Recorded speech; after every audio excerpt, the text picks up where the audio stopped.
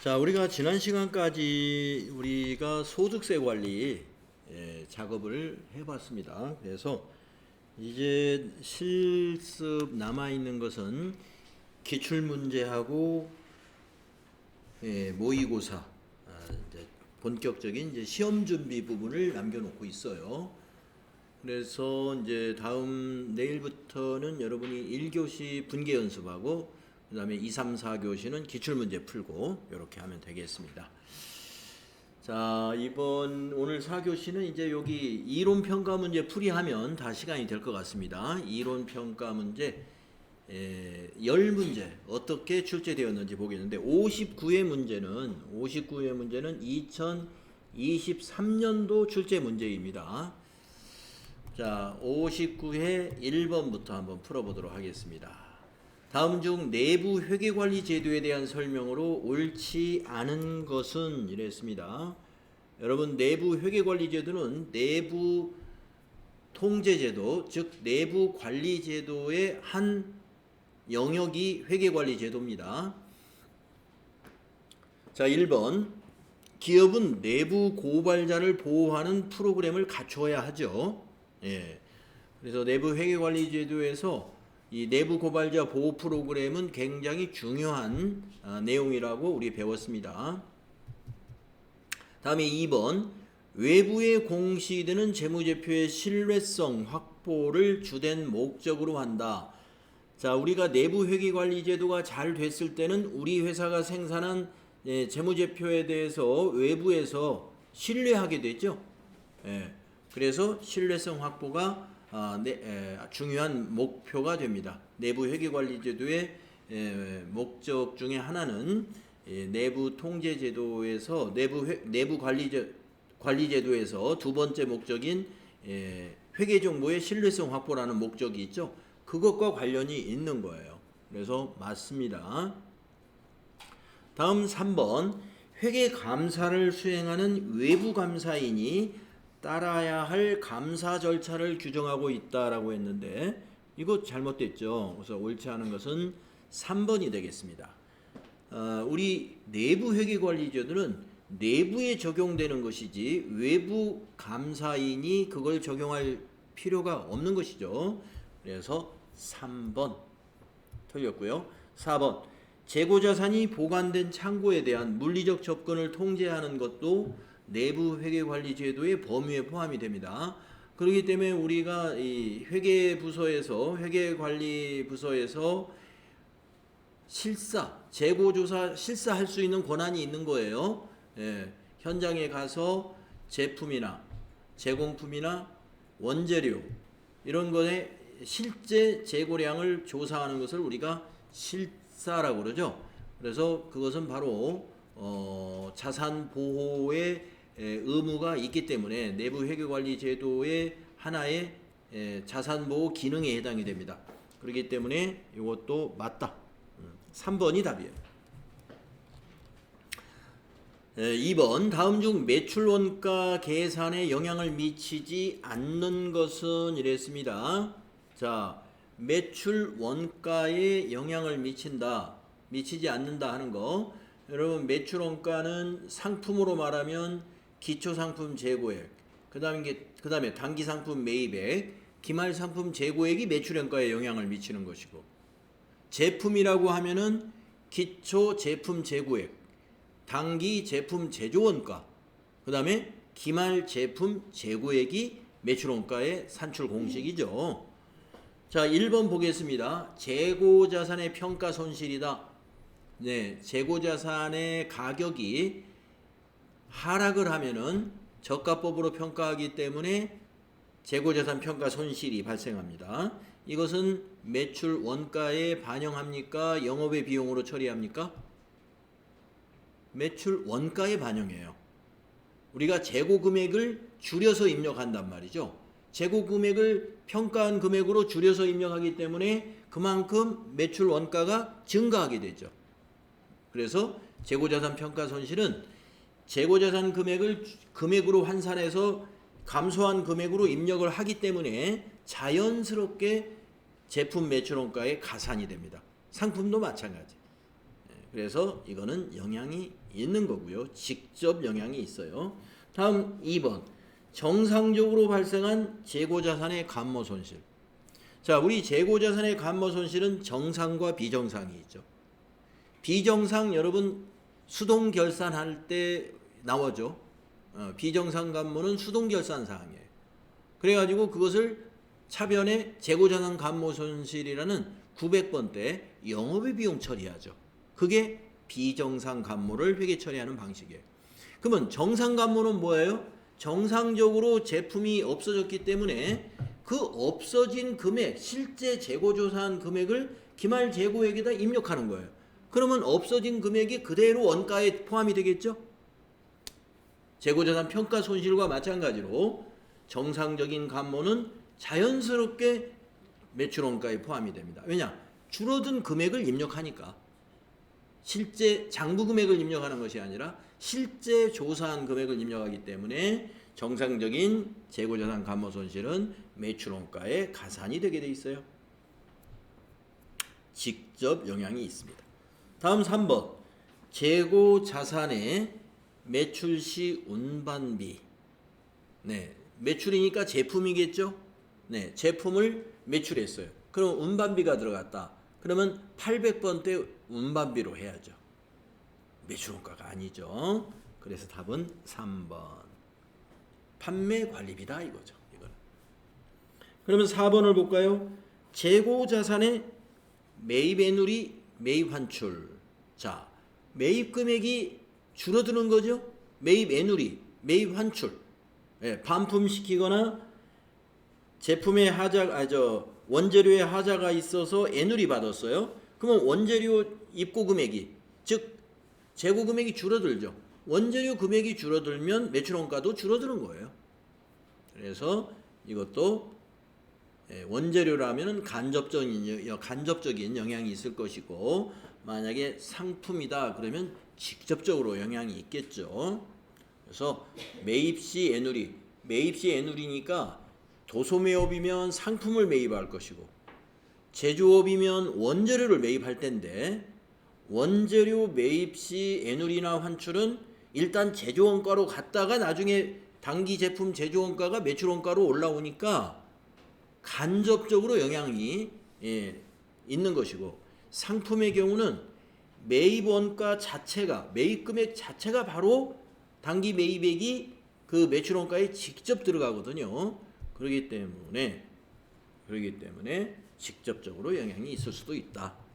재고자산의 종류에 따라서. 네, 아무튼 3번이 확실하게 판매관리비다 이거죠. 답이 3번. 다음 3번을 보면은, 다음은 주식회사한공의 24년 대손 관련 자료입니다. 24년 손익계산서에 계상될 대손 상각비는 얼마인가? 라고 질문했어요. 자, 1일 날부터 쭉 내려오면서 대손 상각비가 발생한 사건인지를 보시면 됩니다. 1월 1일 날 매출채권에 대한 대손 충당금 기초가 40만 원이다. 예. 다음 4월 20일 매출채권 30만 원이 회수불능으로 판단되어 대손 처리를 하였다. 자, 그러면은 이때 대손 상각비는 안 나오죠. 대신에 매출채권에 대한 대손 충당금이 10만 원으로 줄어들었습니다. 왜 그럴까요? 요 30만 원 매출채권 대손 처리할 때 대손 충당금에서 차감하잖아요. 그래서 아직은 대손 상각비가 나오지 않습니다.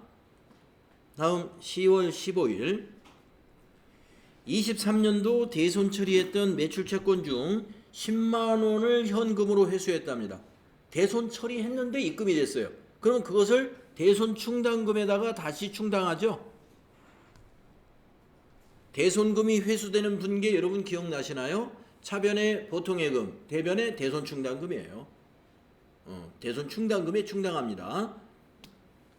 아직도 대손 상각비 안 나타납니다. 다음 12월 31일 기말 매출채권 잔액은 1억 원임. 잔액 1억 원 중 1%를 회수 불확실한 금액으로 추정한다.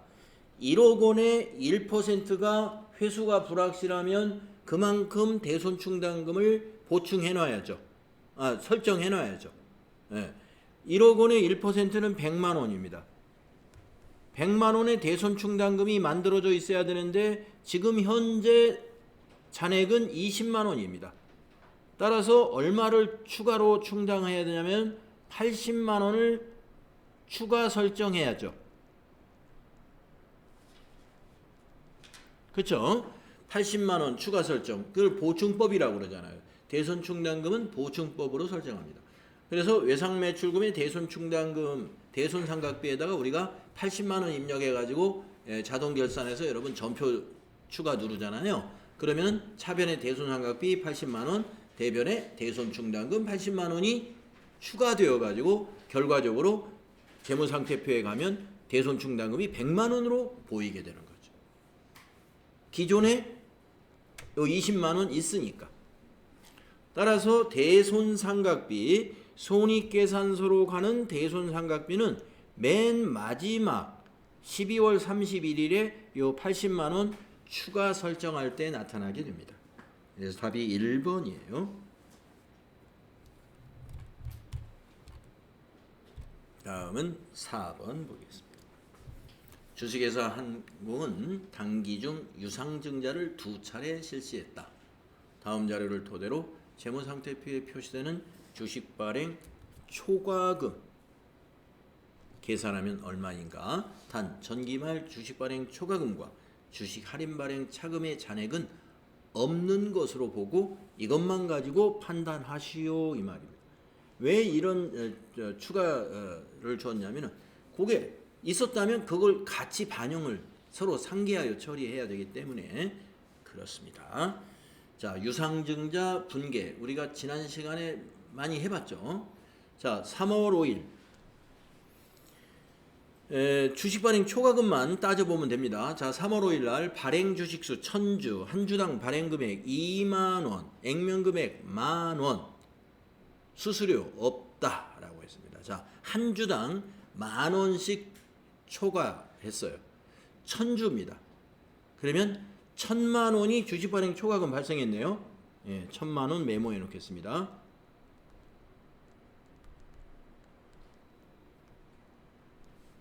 그 다음에 9월 20일 날 발행 주식수 1000주, 한 주당 발행 금액 8,000원.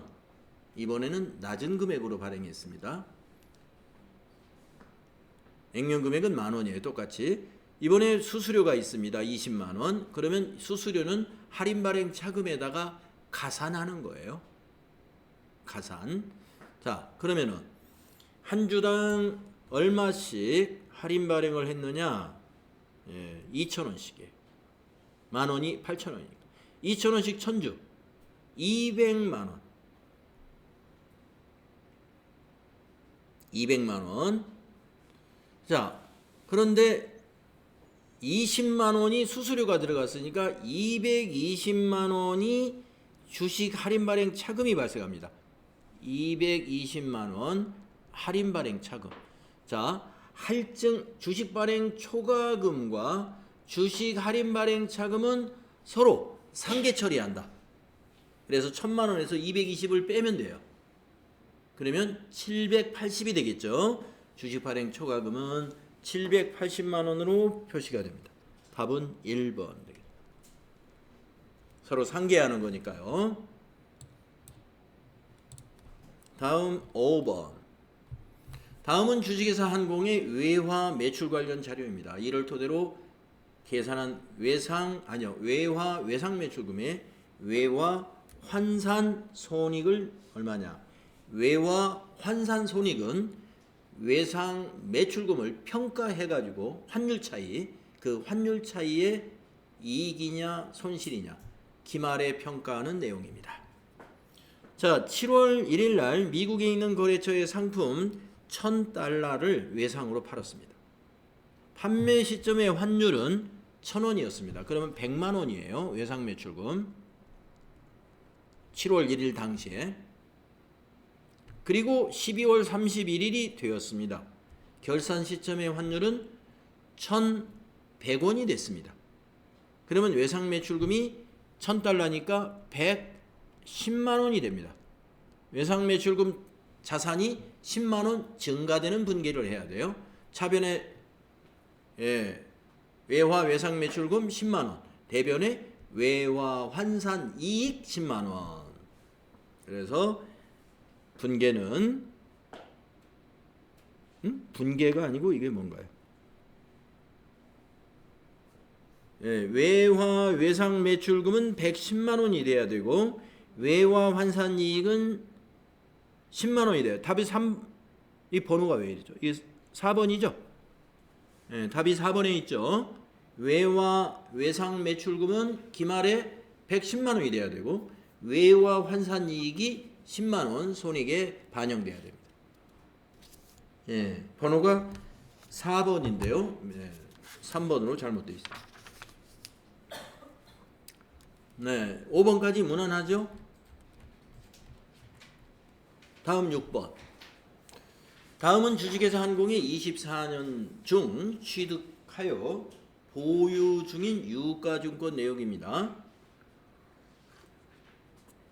24년 말 결산 시 유가증권 평가 결과로 옳은 것은 유가증권 평가 얼마 전에 결산 문제에서도 단기 매매증권의 평가에 대해서 여러분에게 문제를 냈었죠. 60만 원 단기 매매증권 평가 이익 나는 문제 냈었습니다. 두 가지 종목으로. 자, 그러면 지금 보기를 보니까 전부 단기 순이익이 어떻게 되었다 라고 했어요. 그러면 그 표에 있는 것 중에서 지워야 할 게 있습니다. 매도 가능 증권은 여기서 단기 순이익에 관계없기 때문에 빼야 됩니다. 매도 가능 증권을 무시하시고. 왜냐? 매도 가능 증권 평가 손익은 자본이기 때문에 그래요. 자본은 단기 순이익에 영향을 안 주죠. 그래서 두 가지만 가지고 여기 A 주식, B 주식만 가지고 판단을 해야 됩니다. 자, 이게 지금 A 주식이 말이죠. 액면 단가는 평가하고 관련은 없는 거예요. 자, 취득 6,000원에 취득해 가지고 단위당 공정가치 이번 연말에 결산 때 7,000원이 됐다는 겁니다. 그러면 수량 1000주 곱하기 1,000원 증가했죠? 100만 원 이익 발생했습니다. 1,000원 곱하기 1000주예요. 그 다음 B 주식 3,000주. 3,000주가 어떻게 됐나요? 8,000원에 취득했는데 5,000원으로 떨어졌습니다. 그러면 한 주당 3,000원 하락했고 3,000주니까 900만 원 마이너스 되겠습니다. 마이너스 900만 원.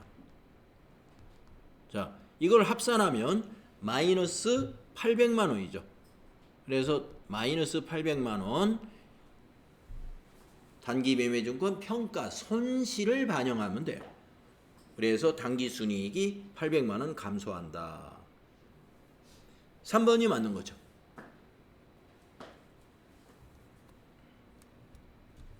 다음 7번. 자, 보니까 6번까지가 재무회계 문제입니다. 그러면 7번부터 10번까지는 세무회계 문제가 나오는 거죠. 다음 중 부가가치세 공급가액에 포함되는 것은, 자, 인도전에 파손된 것은 공급가액 아닙니다. 재화 또는 용역의 공급과 직접 관련되지 아니하는 보조금은 공급가액 아닙니다. 그러면 답은 두 개니까 다라가 답이겠죠. 답은 4번입니다. 인도전에 파손된 것을 과세할 수 없는 것이고, 그 다음에 국고보조금 관련이 없는 거, 거기에 대해서 과세할 수 없는 거죠. 그래서 다라. 공급가액이 과세라는 뜻이에요. 4번이 됩니다. 다음 8번. 컴퓨터 제조업을 영위하는 주식회사 한공의 24년 제2기 부가가치세 확정신고 기간 자료입니다. 이를 토대로 부가가치세 납부세액을 계산하면 얼마인가? 납부세액은 매출세액에서 매입세액을 빼는 거죠. 자, 딱 보니까 요 두 개가 매출이네요. 그 다음에 그 밑에가 매입입니다. 자, 매출세액은 국내 매출액 3억 원과 직접 수출인데 직접 수출에는 매출세액이 없는 거죠. 영세율이니까. 그래서 3억 원의 10% 3천만 원이 매출세액이에요. 다음 매입세액 보겠습니다. 부품 매입액이 1억 1천만 원, 그러면 1,100만 원 매입세액입니다. 거기다가 1톤 트럭 구입 7천만 원, 거기에 10% 700만 원이 매입세액입니다. 거기다가 거래처 증정용이면은 접대비니까 이거는 매입세 공제를 못 받으니까 계산할 필요 없어요. 그래서 3천만 원 마이너스 1,800 하면 1,200만 원 납부해야 되겠군요. 답은 2번. 납부세액은 1,200만 원이다. 어렵지 않죠? 9번 보시겠습니다. 다음은 거주자 김혜계씨 24년 귀속 이자 소득과 배당 소득 내역입니다.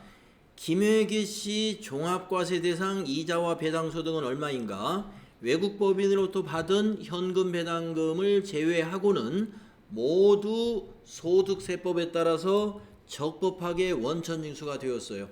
자, 적법하게 원천징수가 된 금융소득 2천만 원까지는 뭐를 해줘요? 분리과세 선택할 수가 있죠. 그걸 기억해야 됩니다.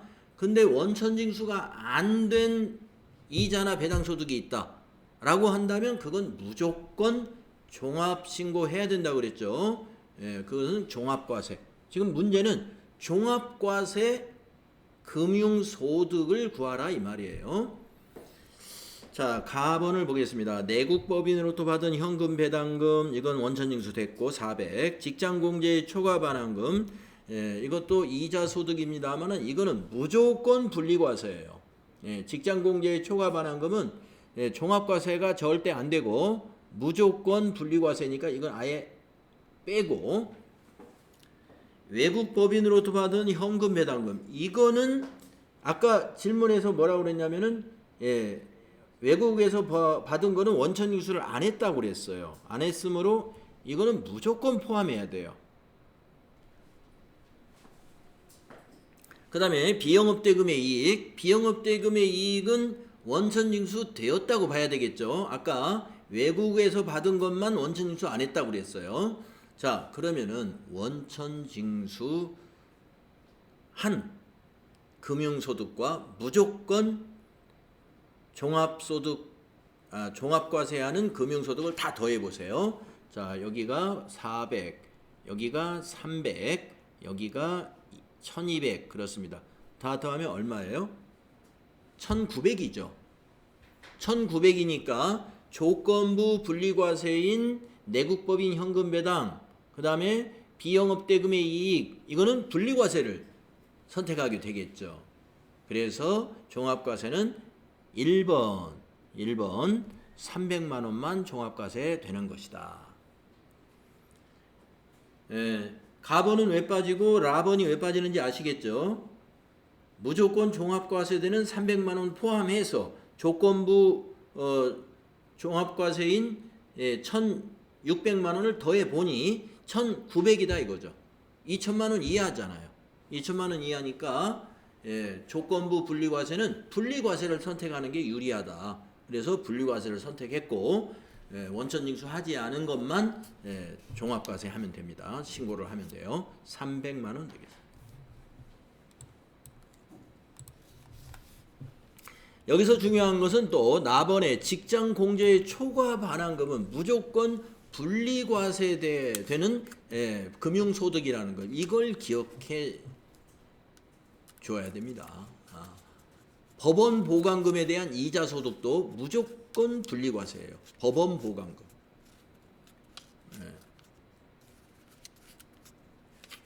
그래서 금융소득의 이 과세 방법에 나와 있는 표가 있습니다. 그거 공부해 줘야 되고요. 자, 마지막 문제. 다음 중 24년 귀속 소득세법상 기타 소득에 대한 설명으로 옳은 것은, 기타 소득 우리 열심히 공부했죠. 1번 복권 당첨 소득 중 3억 원 초과분은 20% 세율로 원천 징수하지 않습니다. 3억 원 초과는 30%예요. 3억 원 이하가 20%입니다. 다음 2번. 연금 계좌에서 연금 외에 수령하는 기타 소득은 무조건 분리과세하는 거죠. 무조건 종합과세가 아니라 이거 틀렸네요. 연금 계좌에서 연금 외에 수령한 거다 그러면은 이거는 기타 소득으로 과세하게 되어 있습니다. 연금 외로 수령하는 것은 기타 소득으로 과세합니다. 근데 연금도 퇴직연금은 퇴직연금의 경우는 퇴직소득으로 과세를 해요. 연금 외로 받는 거. 그러니까 여기서 말하는 연금 계좌에는 이제 퇴직연금도 있고 일반 연금 계좌도 있을 텐데 여기서는 뭐 퇴직연금이라고 안 했기 때문에 연금 계좌, 기타 소득에 해당되는 거니까 무조건 분리과세입니다. 종합과세가 아니고. 다음에 3번.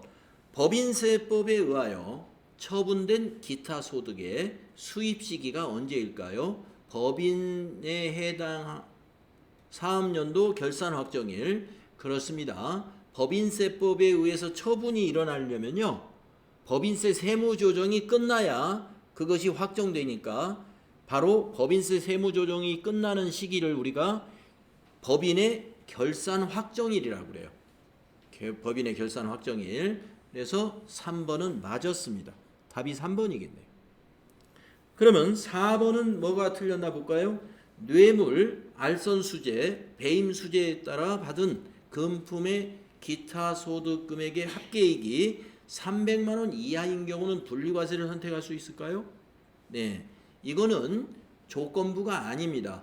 무조건 종합과세입니다.